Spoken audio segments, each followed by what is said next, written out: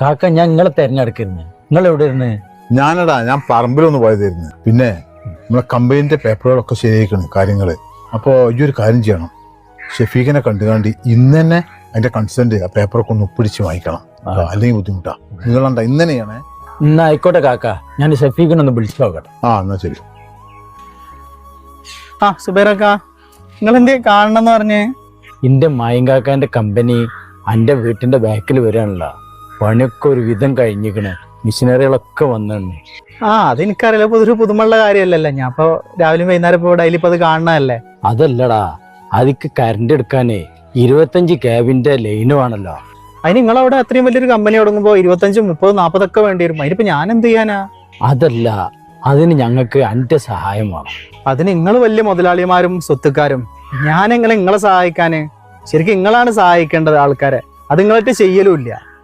എൻ്റെ ആ സ്ഥലത്തിന്റെ സൈഡിൽ കൂടെയാണ് ഈ ലൈന് പോണത്.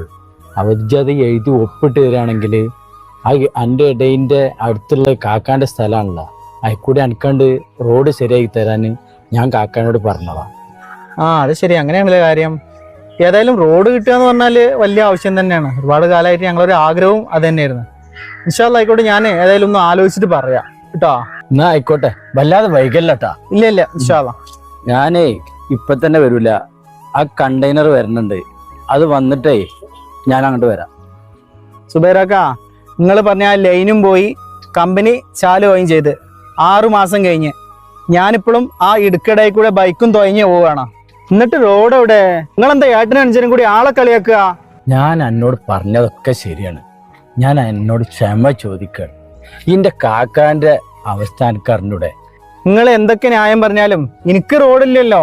നിങ്ങളെ കാര്യങ്ങളൊക്കെ ഇപ്പൊ കഴിഞ്ഞില്ലേ? നിങ്ങളെ അവസ്ഥ എനിക്ക് അറിയാഞ്ഞിട്ടല്ല, ഇതിന്റെ കാക്കാനോട് കഴിയണ മാതിരി ഞാൻ പറഞ്ഞതാണ്. നിങ്ങൾക്ക് വണ്ടിയിൽ വന്ന് മുറ്റത്ത് വന്ന് ഇറങ്ങാം, അപ്പൊ നിങ്ങൾക്ക് ഇതിന്റെ വിഷമം മനസ്സിലാവൂല. കാക്കാനോട് ഒന്നുകൂടി പറഞ്ഞു നോക്കട്ടെ, എങ്ങനെയാലും ഞാൻ ശരിയായി തരാം. അപ്പുറത്തും ഇപ്പുറത്തും റോഡ്, അതിന്റെ ഇടയിലുള്ള ഒരു 10 അടി ഇടവഴി റോഡാക്കണ കാര്യമാണ് ഞാൻ പറയണത്. അത് വല്ലതും നടക്കുവോ? എടാ, ഞാൻ എന്നോട് എങ്ങനെ പറയാന്ന് വിചാരിച്ചൊരു കാര്യമുണ്ട്, ഞാൻ പറയട്ടെ. എന്താന്ന് പറയും? കാക്കാക്ക് പൈസ കൊടുക്കുകയാണെങ്കിൽ സംഗതി നടക്കും. എനിക്കിപ്പോൾ ഒരു 25,000 റുപ്യ കാക്കാക്ക് കൊടുക്കാൻ പറ്റുമോ? അങ്ങനെയാണെന്നുണ്ടെങ്കിൽ സംഗതി നടക്കും.